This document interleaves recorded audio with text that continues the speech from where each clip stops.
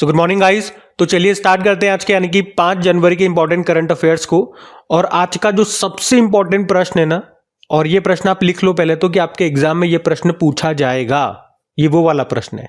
ये प्रश्न बिल्कुल तसल्ली से मैं आपको बताऊंगा क्योंकि इसमें बहुत से स्टूडेंट्स को कंफ्यूजन भी रहता है और बहुत सारे प्रश्न यहाँ से बनेंगे।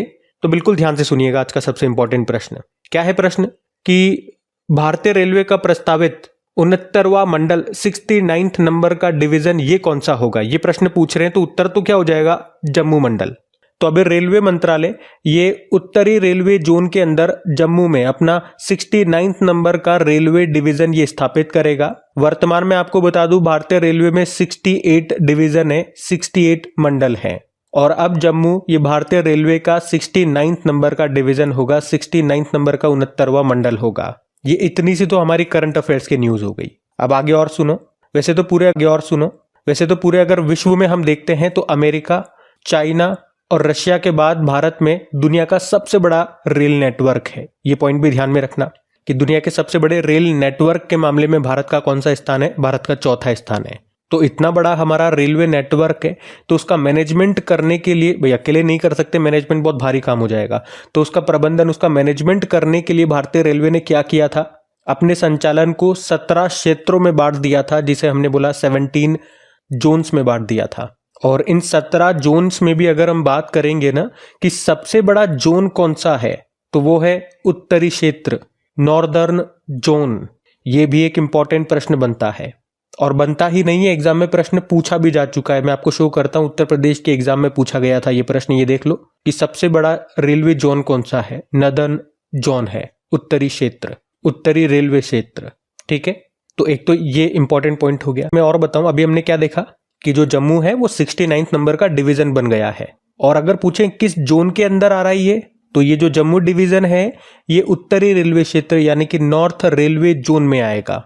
और अगर पूछा जाए कि किस डिवीजन को तोड़ करके ये अलग से बनाया जा रहा है, तो ये जो जम्मू डिवीजन है इसको मौजूदा फिरोजपुर डिवीजन को पुनर्गठित करके बनाया जा रहा है।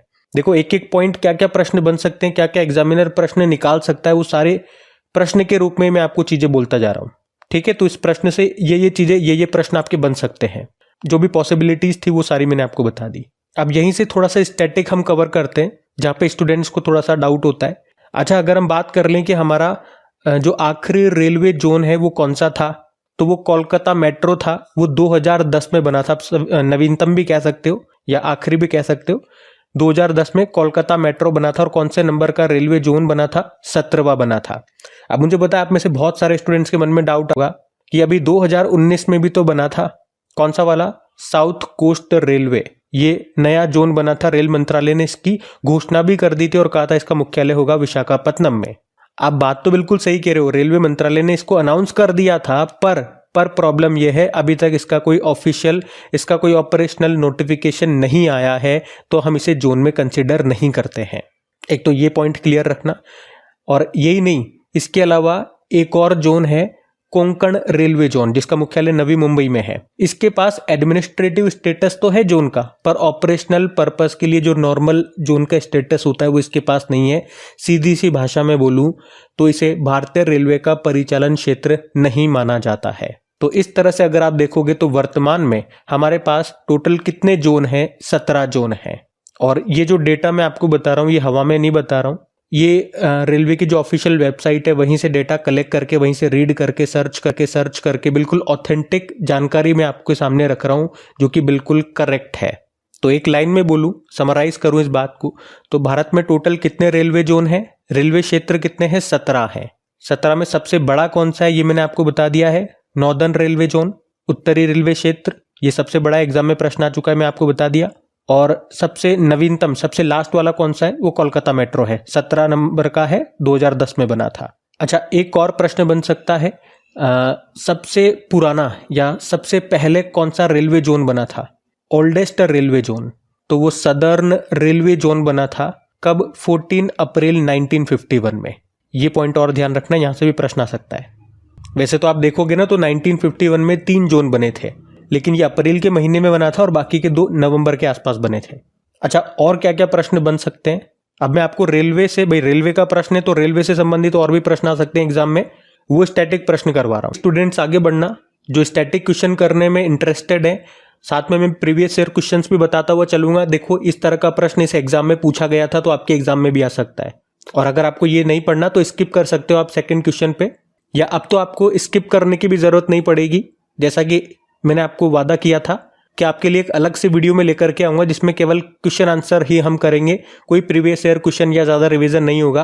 तो एक छोटा सा वीडियो आपके लिए बना दिया जाएगा। वो वीडियो आज से ही आपको मिलना स्टार्ट हो रहा है। उसके बारे में हम बात करेंगे वीडियो के बिल्कुल लास्ट में, या टेलीग्राम पे मैं लिंक सेंड कर दूंगा। अभी हम इसे कंटिन्यू करते हैं। अब देखो एक सबसे इंपॉर्टेंट प्रश्न ये बनेगा कि स्वतंत्र भारत का रेल बजट ये कब और कौन लेकर के आए थे। तो याद रखना 1947 में आया था। कौन लेकर के आया था? हमारे जो पहले रेल मंत्री थे, स्वतंत्र भारत के पहले रेल मंत्री कौन? जॉन मथाई। ये आप सबको पता है। एक प्रश्न ये बनता है, रेल बजट को आम बजट से अलग किस समिति के द्वारा किया गया था? किस समिति की सिफारिश पे किया गया था? ये भी आप सबको पता होना चाहिए। एकवर्थ कमेटी थी। और कब ऐसा किया गया था? 1924 में। और इस पे प्रश्न एग्जाम में आ चुका है। ये देखो आपको शो कर रहा हूं, DFCCIL के एग्जाम में यही सेम प्रश्न पूछा गया था। अच्छा, यहां पे तो हमने देखा रेल बजट को आम बजट से अलग कर दिया था। अब अगर बात करते हैं विलय कब किया, मर्ज कब किया, तो कब किया और किस समिति ने किया, दो तरह के प्रश्न हो गए। तो समिति कब कौन सी थी? वो विवेक देबरॉय समिति, उनकी सिफारिश पे किया गया था। कब किया गया था? देखो मंजूरी मिल गई थी 2016 में और प्रेजेंट किया था 2017 में। मतलब जो बजट दिया था वो 2017 में दिया था, 1 फरवरी 2017 को। और इस पे प्रश्न आ चुका है। ये देखो प्रश्न आया था RPSC RAS का जो एग्जाम होता है, राजस्थान सिविल सर्विसेज का एग्जाम है ये, राजस्थान एडमिनिस्ट्रेटिव सर्विसेज। तो बजट के बारे में पूछ रहे हैं, किस बजट में? तो 2017-18 के बजट में। तो 2017-18 का जो बजट पेश किया था को, उसमें ये किया गया था। ठीक है, अगला एक और देखो। अच्छा, इस प्रश्न में ये वो वाले प्रश्न है जो मैंने आपको अभी ऊपर बताए थे, DFCCIL में पूछा गया था कि मेट्रो रेल कि अगर मेट्रो रेल को हटा दोगे, मेट्रो रेल को छोड़ करके भारतीय रेलवे में कितने जोन्स हैं? तो अगर मेट्रो को जोड़ेंगे तो टोटल 17 हो रहे हैं। 17वां तो वही है मेट्रो रेल, कोलकाता मेट्रो। अगर उसको हटा दोगे तो कितने हो जाएंगे? 16 हो जाएंगे। इसी तरह का एक और प्रश्न होगा। देखो ये तमिलनाडु के PSC एग्जाम में पूछा गया था। टोटल रेलवे जोन की संख्या पूछी गई थी, तो 17 है। ठीक है, अब एक आध पॉइंट में आपको 2024 के ही रिवाइज करवा दूं। जैसे कि एक तो सबसे इंपॉर्टेंट पॉइंट हमने पढ़ा था कि रेलवे में अभी जो एडवांस टिकट बुकिंग होती है वो पहले 120 दिन पहले आप कर सकते थे, लेकिन अभी एक नया नियम आया है। हमने पढ़ा था करंट अफेयर्स की क्लास में कि अब 120 दिन पहले नहीं, इसे घटा करके 60 दिन कर दिया गया। 60 दिन पहले ही आप एडवांस टिकट बुकिंग कर सकोगे। ये हमने करंट अफेयर्स में पढ़ा था। और आप ही में से एक स्टूडेंट ने मुझे बताया था कि उनके एग्जाम में ये प्रश्न पूछा गया था। अब वैसे वो प्रश्न मैंने ढूंढा, मुझे वो प्रश्न मिला नहीं। तो इसी तरह का एक पुराना प्रश्न मैं आपको शो कर रहा हूं, जिससे आपको कॉन्फिडेंस आए, आपको पता लगे कि इस तरह के प्रश्न देखो एग्जाम में आते हैं। देखो ये प्रश्न एग्जाम में आया था। ये पूछ रहे हैं कि कितने दिन पहले आप बुकिंग कर सकते हो। तो पहले तो ये 120 दिन का था, अभी तो बदल के 60 दिन हो गया। ये जरूर ध्यान रखना। आप जानते हो हमारे रेलवे के चेयरमैन और CEO कौन है? सतीश कुमार है। ये नए बने थे। और रेल मंत्री अश्विनी वैष्णव है। और भारत में पहली ट्रेन आप जानते हो डलहौजी के समय पे चली थी 1853 में, बॉम्बे से ठाणे के बीच में 34 किलोमीटर की दूरी तय की थी। तो इस तरह से ये हमारा पहला प्रश्न होता है। लंबा जरूर हो गया, लेकिन बहुत सारे प्रश्न मैंने आपको कवर करवाए जो सारे इंपॉर्टेंट हैं। अभी फिर अगले में पूछ रहे हैं कि पहले खो खो विश्व कप 2025 का शुभंकर क्या है? तो आंसर होगा तेजस और तारा।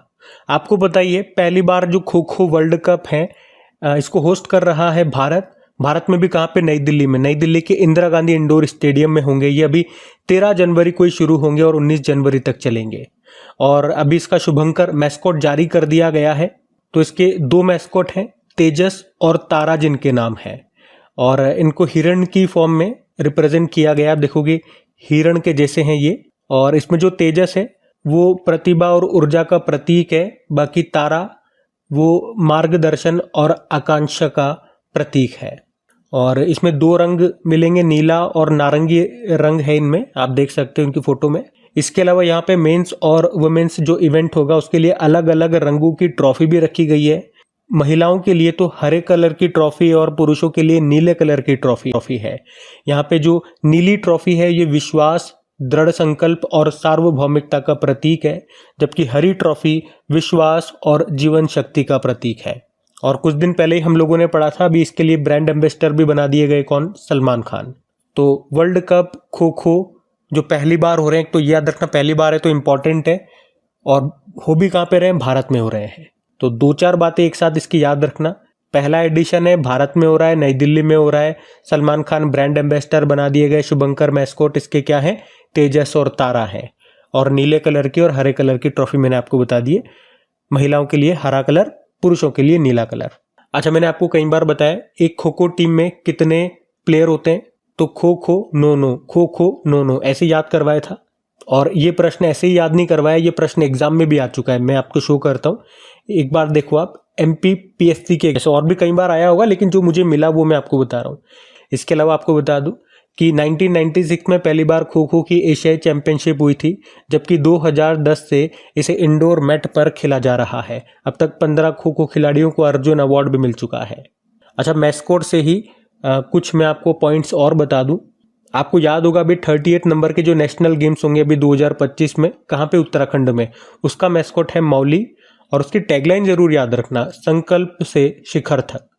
और अभी 2024 में जो वुमेन्स हॉकी एशियन चैंपियनशिप हुई थी भारत में, बिहार में हुई थी ये, राजगीर में, उसका मैस्कोट क्या था? गुड़िया उसका मैस्कोट था। तो वो पॉइंट भी ध्यान में रखना। अगला प्रश्न देखते हैं अभी। फिर अगले में पूछ रहे हैं कि अभी हाल ही में ग्रामीण भारत महोत्सव 2025 का आयोजन ये कहाँ पे किया गया? तो आंसर होगा नई दिल्ली में। तो ग्रामीण भारत महोत्सव 2025 की हम बात कर रहे हैं।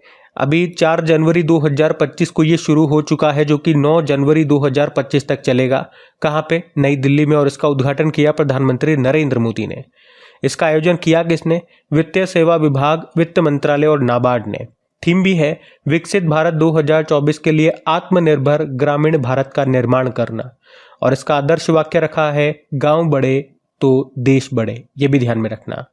इस ग्रामीण भारत महोत्सव का उद्देश्य क्या है अगर बात करें, तो ग्रामीण विकास कार्यक्रमों के कार्यान्वयन के लिए रणनीतियों का यहाँ पे पता लगाया जाएगा, तैयार की जाएगी रणनीतियाँ, और ग्रामीण उद्यमियों को बाजार से जुड़ने का अवसर दिया जाएगा। अच्छा, एक नाबार्ड की हमने यहाँ पे बात की है। नाबार्ड की फुल फॉर्म, तो नाबार्ड की फुल फॉर्म होती है national bank of agriculture and rural development. स्थापना होती है 1982 में। और किस समिति की सिफारिश पे इसकी स्थापना हुई थी? बी शिव रमण समिति। मुख्यालय मुंबई में मिले। और इसके वर्तमान में हेड कौन है? नए बने थे साजी केवी। अच्छा, अब यहाँ पे कुछ इंपॉर्टेंट समिट्स मैं आपको रिवाइज कराता हूँ, जो ये सारी 2024 में हुई है वो वाली है। कि AI सुरक्षा पर दूसरा सम्मेलन हुआ कहाँ पे था? साउथ कोरिया के सियोल में। वर्ल्ड फ्यूचर एनर्जी समिट हुआ था यूनाइटेड अरब अमीरात में। वर्ल्ड सस्टेनेबल डेवलपमेंट समिट हुआ नई दिल्ली में। पहला nuclear energy summit Brussels Belgium में। नवा रायसीना डायलॉग का आयोजन ये नई दिल्ली में हुआ था, जिसमें चीफ गेस्ट थे ग्रीस के प्रधानमंत्री किर्याकोस मित्सोताकिस। पहला digital India future skill summit Guwahati में। 7वां हिंद महासागर सम्मेलन पर्थ ऑस्ट्रेलिया। विश्व सरकार सम्मेलन 2024 दुबई में। और भारत इसने यूनेस्को के विश्व धरोहर समिति की अध्यक्षता की थी 2024 में नई दिल्ली में। 46 नंबर का सेशन था। Vibrant Gujarat global trade show का आयोजन गांधीनगर में हुआ। नवा अंतर्राष्ट्रीय विज्ञान महोत्सव फरीदाबाद में। 27वां राष्ट्रीय युवा महोत्सव नासिक में। पहला Bharat steam boiler expo Guwahati में। कृषि अर्थशास्त्रियों का 32वां अंतर्राष्ट्रीय सम्मेलन हुआ ये नई दिल्ली में। भारत ने दूसरी बार इसको होस्ट किया था। तो ये 14 इंपॉर्टेंट समिट्स हैं, इनको भी ध्यान में रखना। अगला प्रश्न देखते हैं। फिर अगले में पूछ रहे हैं अभी हाल ही में विश्व ब्रेल दिवस ये कब मनाया गया? तो आंसर होगा 4 जनवरी को। तो हर साल 4 जनवरी को वर्ल्ड ब्रेल डे के रूप में मनाया जाता है। और ये दिवस इंपॉर्टेंट है, ये मैं आपको बता दूं। देखो, एग्जाम में पूछा जा चुका है, SSC GD के एग्जाम में ये प्रश्न आ चुका है। तो मतलब प्रश्न इंपॉर्टेंट है, एग्जाम में आया हुआ प्रश्न है। और क्यों मनाते हैं ये दिवस हम? तो आपको पता होगा ब्रेल लिपि के जो आविष्कारक थे लुइस ब्रेल, उनकी जयंती होती है इस दिन। उनका जन्म फ्रांस में हुआ था 1809 में। अच्छा, अब ये पॉइंट यहाँ पे क्लियर जरूर कर लेना कि ब्रेल कोई भाषा नहीं है, बल्कि ये कोड है जिसका उपयोग किसी भाषा को लिखने के लिए किया जाता है। और खास तौर पर ये उन लोगों के लिए मददगार होती है जो लोग देख नहीं पाते। तो पहली बार इस दिवस को 2019 में मनाया गया था, इस बार इसका 7वां एडिशन हो गया फिर। अच्छा, ब्रेल से संबंधित एक बार प्रश्न एग्जाम में पूछा गया था। ये देखो प्रश्न आपके सामने है कि ब्रेल लिपि में प्रत्येक अक्षर के लिए कितने डॉट्स होते हैं। उभरे हुए जो डॉट्स होते हैं वो एक प्रत्येक अक्षर के लिए कितने होते हैं? और ये मैं आपको कई बार बता चुका हूं प्रश्न। आंसर होगा 6 डॉट होते हैं। इन 6 डॉट से ही अक्षर बनाए जाते हैं। ठीक है, तो ये ध्यान रखना। तो अभी तक जनवरी में कौन कौन से दिवस हम मना चुके हैं? 1 जनवरी को ग्लोबल फैमिली डे मनाया था, उसके बाद ये 2 जनवरी को इंट्रोवर्ट डे मनाया था, और अब ये 4 जनवरी को वर्ल्ड ब्रेल डे के रूप में। ध्यान रखना। अगला प्रश्न देखते हैं। फिर अगले में पूछ रहे हैं, अभी हाल ही में विदेश मंत्रालय ने 2025 के प्रवासी भारतीय पुरस्कारों के लिए कितने नामों की घोषणा की है? तो आंसर होगा 27।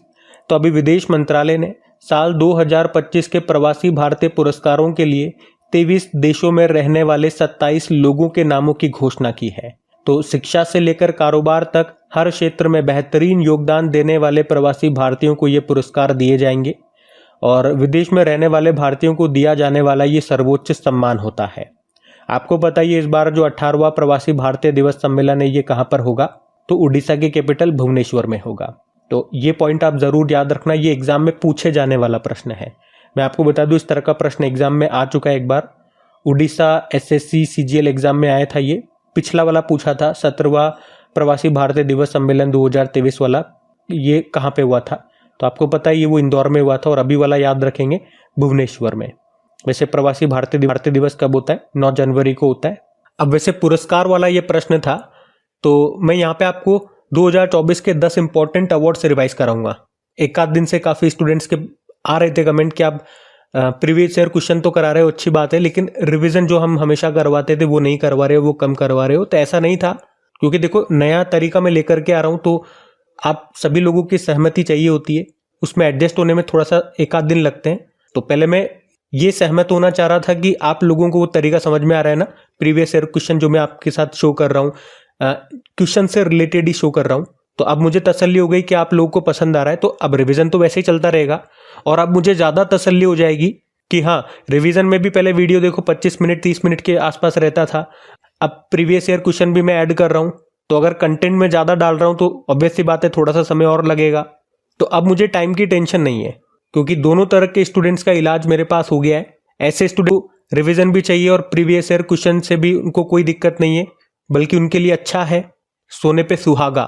तो उनके लिए मैं थोड़ा सा टाइम बढ़ा भी सकता हूँ। मैं क्या बढ़ाऊंगा, अपने आप बढ़ेगा। लेकिन कुछ ऐसे स्टूडेंट्स भी हैं जिनको लॉन्ग वीडियो नहीं चाहिए, तो आज से उनका इंतजाम भी कर दिया, शॉर्ट वीडियो में लेकर के आ रहा हूँ, जो मैंने आप लोगों के लिए उसके लिए एक नया चैनल तैयार कर लिया। यहाँ पे नहीं डालूंगा वरना कन्फ्यूजन हो जाएगा, उसको वहीं पे डालूंगा, शॉर्ट वीडियोस वहीं पे डालेंगे। अब बस आप लोग मुझे ये बता देना कि उसमें प्रीवियस ईयर तो हटाना ही है, वो आपको पसंद ही नहीं है, ठीक है, वो तो मैं हटा दूंगा। मुझे एक बात और बता देना, क्या रिवीजन भी रखूं या वो भी हटा दूं? केवल क्वेश्चन आंसर ही रखूं? रिवीजन हटा देंगे तो और छोटा हो जाएगा, सिर्फ वही। तो आप लोग मुझे बताना, केवल वही स्टूडेंट्स जो छोटा वीडियो चाहते हैं, जिनको इस लेंदी वीडियो से कोई दिक्कत नहीं है, आप लोग इस टॉपिक पे बात मत करना, केवल उन्हीं को बोलने देना, क्योंकि उन्हीं के लिए ये तैयारी मैं कर रहा हूँ। मैं हर तरीके से आप सभी लोगों को खुश रखने की कोशिश कर रहा हूँ, बस आप थोड़ा सा कोऑपरेट करें, थोड़ा सा सपोर्ट करें। मैं किसी का भी किसी भी तरह से नुकसान नहीं होने दूंगा। अब चलो अवार्ड से रिवाइज कराता हूं मैं आपको। तो ये इंपॉर्टेंट अवार्ड से डॉक्टर गोविंद राजन पद्मनाभन को अभी कौन सा पुरस्कार मिला था? विज्ञान रत्न पुरस्कार। अंतर्राष्ट्रीय ओलंपिक समिति ने किसे ओलंपिक ऑर्डर के स्वर्ण पदक से सम्मानित किया? फ्रांस के प्रेसिडेंट इमैनुअल मैक्रोन को। वैसे अभिनव बिंद्रा जो हमारे शूटर है, इनको भी मिल चुका है अभी ओलंपिक ऑर्डर सम्मान।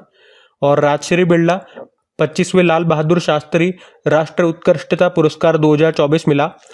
अभी शास्त्र रामानुजन पुरस्कार 2024 मिला। अलेक्जेंडर डुन को, अमेरिकी हैं। और इंटरनेशनल एस्ट्रोनॉटिकल फेडरेशन ने वर्ल्ड स्पेस अवार्ड दिया था इसरो के अध्यक्ष एस सोमनाथ को। ह्यूमैनिटेरियन अवार्ड मानवतावादी पुरस्कार मिला 2024 का मोहन जी को। कालिदास सम्मान पुरस्कार 2023 दिया गया रघुपति भट्ट को, मध्य प्रदेश सरकार के द्वारा। उसके अलावा विभव तालुकदार को अभी IUCN का हैरी मैसेल पुरस्कार मिला। सखारोव पुरस्कार यूरोपीय संसद के द्वारा दिया जाता है, ये अभी मारिया कोरिना मचाडो और एडमंडो गोंजालेस को मिला, वेनेजुएला से हैं। और मिस यूनिवर्स 2024 का खिताब जीता था विक्टोरिया केयर थिलविग ने, ये डेनमार्क से हैं। ये वाला प्रश्न अभी एग्जाम में आया था, तो ध्यान रखना। अगला प्रश्न देखते हैं। फिर अगले में पूछ रहे हैं, हाल ही में भारत के प्रमुख वैज्ञानिक सलाहकार का निधन हो गया, उन्हें किस वर्ष पद्म विभूषण से सम्मानित किया गया था? तो आंसर होगा 1999 में। तो देश के वरिष्ठ परमाणु वैज्ञानिक और भारत के मुख्य सलाहकार रह चुके हैं डॉक्टर R चिदम्बरम। पूरा नाम है R मतलब राजगोपाला चिदम्बरम, और इनका अभी 88 वर्ष की उम्र में निधन हो गया। इनका जन्म चेन्नई में हुआ था 1936 में। उन्होंने 1974 और 1999 के परमाणु परीक्षणों में महत्वपूर्ण भूमिका निभाई थी। वे परमाणु ऊर्जा आयोग के अध्यक्ष भी रहे थे। पद्मश्री भारत का चौथा सर्वोच्च सम्मान 1975 में मिला था और पद्म विभूषण इनको 1999 में मिला था। अच्छा, इसी से एक प्रश्न आपके माइंड में आ रहा होगा कि वर्तमान में भारत के प्रमुख वैज्ञानिक सलाहकार, इंग्लिश में बोलोगे तो प्रिंसिपल साइंटिफिक एडवाइजर कौन है? तो याद रखना इनका नाम अजय कुमार सूद है। अब देखो एग्जाम में इस तरह का भी प्रश्न बन सकता है कि हमारे पहले प्रमुख वैज्ञानिक सलाहकार कौन थे, बन सकता है ना प्रश्न। तो आंसर क्या होगा? डॉक्टर एपीजे अब्दुल कलाम आजाद थे, 1999 में बने थे। और ये जो अभी जिनका निधन हो गया आर चिदम्बरम जी का, ये दूसरे नंबर के थे। और अभी जो वर्तमान में है अजय कुमार सूद, ये चौथे नंबर के प्रमुख वैज्ञानिक सलाहकार हैं। तो ये पॉइंट भी याद रखना। ये होता है प्रश्न से इंपॉर्टेंट पॉइंट निकालना, जो अभी मैंने आपको बताया। चलो ऑब्ituary यानी कि निधन वाला प्रश्न है। कुछ इंपॉर्टेंट जिनके हाल ही में निधन हुए व्यक्तियों के वो हम रिवाइज करते हैं। जैसे कि श्याम बेनेगल फिल्म निर्माता थे, निधन हो गया। ओम प्रकाश चौटाला हरियाणा के पूर्व मुख्यमंत्री। तुलसी गौड़ा पर्यावरणविद थी। जाकिर हुसैन तबला वादक थे। पी वेणुगोपाल भारत का पहला हार्ट ट्रांसप्लांट करने वाले व्यक्ति थे। कनक राजू तेलंगाना के गुसाड़ी लोक नर्तक थे, राज गोंड जनजाति से।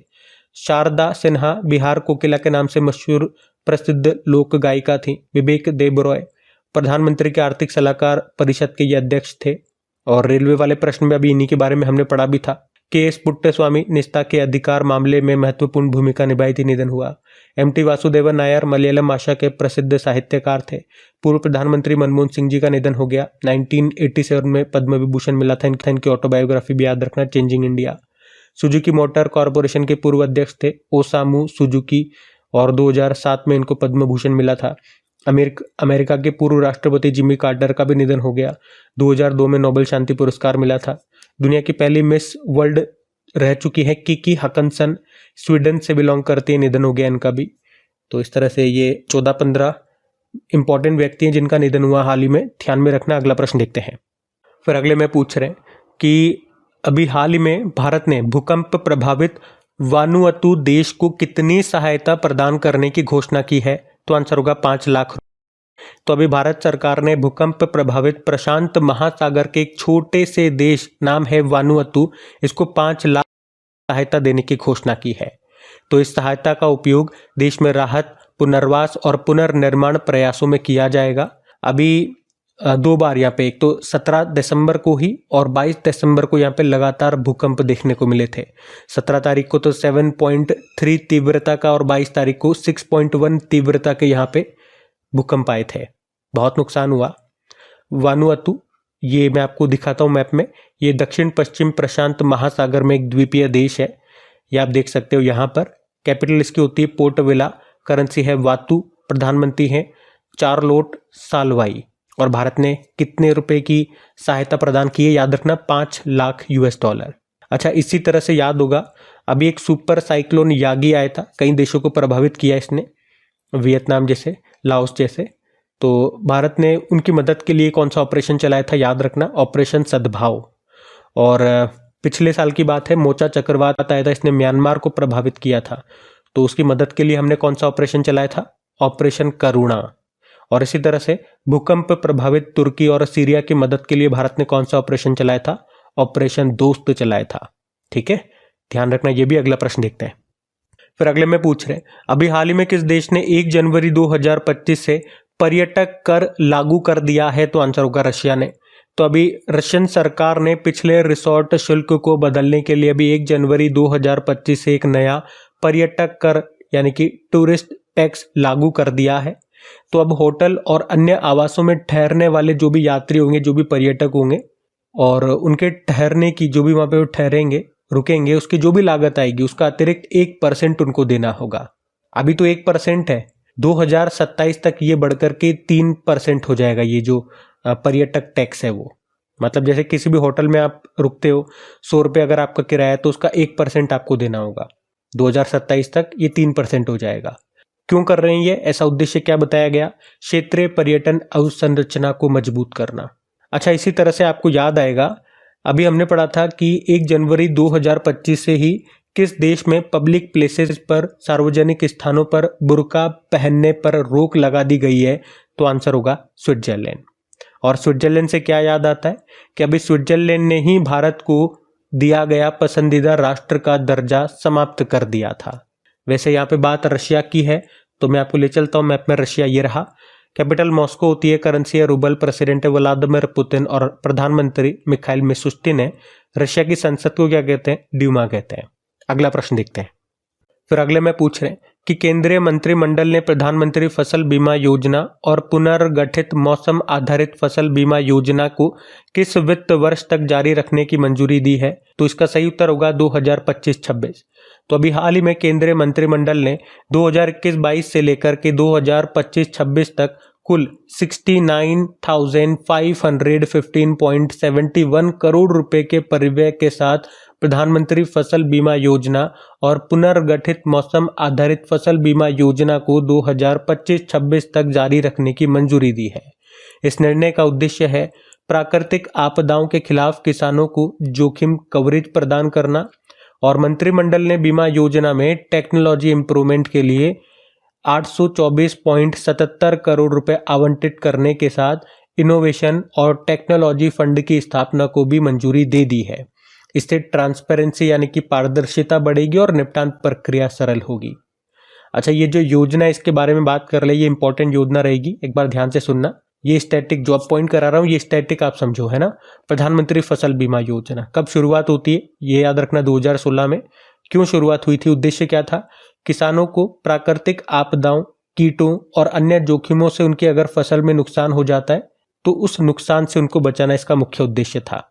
इस योजना के तहत किसानों को उनकी फसलों के नुकसान पर बीमा सुरक्षा प्रदान की जाती है, और इसमें किसानों को खरीफ की फसलों के लिए तो 2%, रबी की फसलों के लिए 1.5% और वाणिज्यिक और बागवानी फसलों के लिए जो भी बीमित बीमा की राशि होती है उसका 5% भुगतान करना होता है। अब मैंने कहा था नहीं, ये प्रश्न तो जो है वो करंट अफेयर्स का है। इसके अलावा ये योजना हमने यहाँ से पकड़ी, इसके स्टैटिक मैंने आपको बताया क्या क्या इंपॉर्टेंट है। अब देखो यहाँ से प्रश्न एग्जाम में आ चुका है तो आपको पता लगेगा कि किस तरह के प्रश्न एग्जाम में आते हैं। और प्रश्न भी एग्जाम भी छोटा मोटा नहीं है, यूपीएससी के प्रीलिम्स के एग्जाम में आया था। प्रश्न आप रीड करो, इंग्लिश और हिंदी दोनों में मैं आपको शो करता हूँ। अब मैंने ये योजना के बारे में आपको पढ़ा दिया, अब इसका उत्तर आप लोग करेंगे कमेंट बॉक्स में। और एग्जाम में आपको पता है इसी तरह से प्रश्न आते हैं। अगर कोई योजना आपके करंट अफेयर्स में है, न्यूज में है, तो एग्जामिनर वो उठा के पूछ लेगा। जिन्होंने करंट अफेयर्स को ध्यान से नहीं पढ़ा है या केवल करंट अफेयर्स ही पढ़ के रह गए, उससे संबंधित वो प्रश्न नहीं निकाल पा रहे हैं, तो फिर चक्कर पड़ जाएगा। ठीक है, आप बताइए, हम अगले प्रश्न की ओर बढ़ते हैं। फिर अगले में पूछ रहे हैं, हाल ही में ह्यूमन मेटान्यूमो वायरस HMPV जिसे बोलेंगे शॉर्ट में, अभी किस देश में फैला है? तो इसका सही उत्तर होगा चाइना में। तो चीन में एक नया वायरस का संक्रमण फैल रहा है और इसके लक्षण भी कोरोना वायरस की तरह ही है। कोरोना वायरस आपको पता है चाइना से ही फैला था, ये अपनी हरकतों से बाज नहीं आते। फिर एक और वायरस फैलाने का काम कर रहे हैं ये, और इस वायरस का नाम है HMPV, ह्यूमन मेटान्यूमो वायरस। ये एक RNA वायरस है। तो इस वायरस से संक्रमण होने पर मरीजों में सर्दी और कोविड-19 जैसे लक्षण देखने को मिल रहे हैं, और इसमें कम उम्र के बच्चे ज्यादा प्रभावित हो रहे हैं। आपको बता दूं, इस HMPV वायरस की पहचान जो है पहली बार 2001 में नीदरलैंड में की गई थी। अच्छा, जो कोविड आया था ना, कोविड-19, वो किस वायरस से फैला था? SARS-CoV-2। और ये प्रश्न एग्जाम में पूछा गया था, UGC नेट के एग्जाम में पूछा गया था। कोरोना वायरस किस वायरस से फैला था? तो होगा SARS-CoV-2। और आपको याद होगा, अभी हमने पढ़ा भी था कि रशिया ने कहा कि उसने mRNA आधारित कैंसर वैक्सीन तैयार कर ली है। अच्छा, आपको एक और क्वेश्चन करवाता हूं। ये प्रश्न यूपीएससी प्रीलिम्स में आया था। प्रश्न क्या है? वायरस जो होता है, विषाणु, ये किसे संक्रमित कर सकता है? ऑप्शन दिए थे इन्होंने और उत्तर आपसे पूछ रहा है। तो इसका तो उत्तर हो जाएगा उपर्युक्त, ये सभी हैं, सभी को प्रभावित करेगा। मतलब जो वायरस है ना, ये किसी भी प्रकार के पोषक को संक्रमित कर सकता है जिसमें भी जीवित कोशिकाएं होंगी। तो इसलिए इसका उत्तर होगा सभी। बाकी देखो, हमारे प्रश्न में उत्तर चाइना था, तो एक बार चाइना भी लिख करके चलता हूं मैं आपको। ये रहा मैप में चाइना। चाइना की कैपिटल होती है बीजिंग। बीजिंग में आपको एशियन इंफ्रास्ट्रक्चर इन्वेस्टमेंट बैंक का और शंघाई कोऑपरेशन ऑर्गेनाइजेशन का हेडक्वार्टर मिल जाएगा। करेंसी है रेनमिनबी, प्रेसिडेंट है शी जिनपिंग। इसके अलावा अभी सितंबर में जो 8वीं एशियाई पुरुष हॉकी चैंपियंस ट्रॉफी हुई थी, चाइना के हुलुन बुइर में हुई थी। भारत ने जीता, चाइना को हराया था। दुनिया का पहला मीथेन संचालित रॉकेट लॉन्च किया था चाइना ने, नाम है जूके 2। चीन ने कहा कि 2025 में गोबी डेजर्ट में ये दुनिया का पहला thorium molten salt nuclear power station शुरू करेगा। उसके अलावा दुनिया की पहली high speed carbon fibre train बनाई चाइना ने, और दुनिया का सबसे बड़ा हाइड्रो पावर डैम ये चाइना बनाएगा तिब्बत में। और कहाँ पर, तो यारलुंग जांगपो या तसांगपो नदी जिसको कहते हैं, जिसको हम भारत में ब्रह्मपुत्र के नाम से जानते हैं। इसके अलावा चाइना के 2 अंतरिक्ष यात्रियों ने अभी 9 घंटे तक स्पेस वॉक करके रिकॉर्ड बनाया था। और दुनिया का सबसे तेज 400 किलोमीटर प्रति घंटे की रफ्तार से चलने वाली एक हाई स्पीड बुलेट ट्रेन का भी प्रोटोटाइप CR450 को लॉन्च किया था चाइना ने ही। तो इन सब कारण से अभी चाइना न्यूज़ में था। बाकी ये थी आज की हमारी करंट अफेयर्स की क्लास। तो सबसे पहले कमेंट करके ज़रूर बताइएगा सेशन आपको कैसा लग रहा है। तो चलिए अभी कल के करंट अफेयर्स का क्विक रिवीजन कर लेते हैं, फिर हम सेशन। तो पहला प्रश्न पूछा था कौन सा राज्य देश की पहली तटीय और जल पक्षी जनगणना कर रहा है, गुजरात। फिर पूछा 2023 में वस्त्र और परिधान के निर्यात में भारत का विश्व में कौन सा स्थान है, छठा। एसोचैम के महासचिव कौन बन गए, मनीष सिंघल। फिर पूछ रहे हैं किस मंत्रालय ने 2025 को सुधारों का वर्ष घोषित किया, रक्षा मंत्रालय। 1 जनवरी 2025 को केंद्र सरकार ने कौन सी योजना शुरू की, वन नेशन वन सब्सक्रिप्शन। पद्म पाणि लाइफ टाइम अचीवमेंट अवार्ड मिला साई परांजपे। 31वीं राष्ट्रीय बाल विज्ञान कांग्रेस 2025 कहाँ पे हुई, भोपाल। गंगाधर राष्ट्रीय पुरस्कार से किसे सम्मानित किया, प्रतिभा सतपथी को। प्रसिद्ध वनस्पति शास्त्र वैज्ञानिक KS मणिलाल का निधन हो गया, किस वर्ष मिला पद्मश्री, 2020। और आखिरी प्रश्न था वर्ल्ड इंट्रोवर्ट डे कब मनाया, 2 जनवरी को। चलो कल का भी हम वर्क प्रश्न देखते हैं और सेशन एंड करते हैं। तो कल आपसे पूछा था विश्व समुद्री प्रौद्योगिकी सम्मेलन 2024 कहाँ पे हुआ, तो आंसर होगा चेन्नई में। आप सभी ने प्रश्न का बिल्कुल सही उत्तर दिया। अब ये आज का आपका होमवर्क प्रश्न।